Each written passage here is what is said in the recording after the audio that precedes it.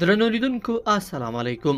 امریکایي ځواکونو په کابل هوایي ډګر کې د 13 میلیونه ډالرو په ارزښت د هوایي ځواک د کنټرول سیستم په بمونو الوزولی دی. ویل کېږي تېره شپه یاد هوایي ډګر کې ټول سیستمونه په بمونو الوزول شوي چې پکې رادار، د مخابري سیستم، رنوي لیټونه، انتظارګاوې، سکینرې او د الوتکو د کنټرول سیستم ټول شامل دي له منځه وړل شوي دي. د اسلامي امارت استازو تر اوسه په دې اړه کوم غبرګون نه دی ښودلی، خو شنونکي وایي امریکایان هڅه کوي د کابل هوایي ډګر نړیوال باور صفر ته راښکته کړي.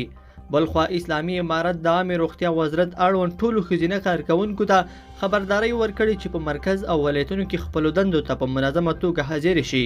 دوی ټینګار کړی چې ښځینه کارکوونکو ته د طالبانو لخوا هیڅ ډول ستونزه او موانع نشته. په اعلامیه کې د پخوا په څیر د حجاب یادونه هم نه ده شوې. یاد دې وي چې د طالبانو له راتګ سره د عامې روغتیا وزارت په ګډون د ګڼو ادارو کارکوونکي پرکور شوي دي او دندو ته نه ځي. بلخوا کامیر هوایي شرکت د یوې اعلامیې په خپرولو سره هغه ګنګوسې رد کړې دي چې ګواکې د افغانستان څخه خپل فعالیت لپاره الوتکې ایران ته لیږدولې دي. دغه شرکت ویلي دا چې د کابل هوایي ډګر کې د بهرنیانو لخوا ګډوډي جوړه شوې او زموږ د فعالیت مسؤلیت نشته، نو له هوایي ډګر څخه د بهرنیانو تر وتلو به فعالیت ونه لرو، خو هوایي ډګر کې د حالات نورمال کېدو سره سم به ژر خپل فعالیت له سره پیل کړو.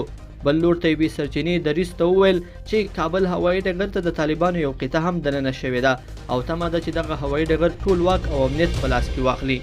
لیدونکو په دې هیله چې دا مطلب به مو تر پایه لیدلی وي. که مو دا ویډیو خوښه شوه ویډیو لایک کړئ او چینل سبسکرایب کړئ. تر بیا ښه وخت.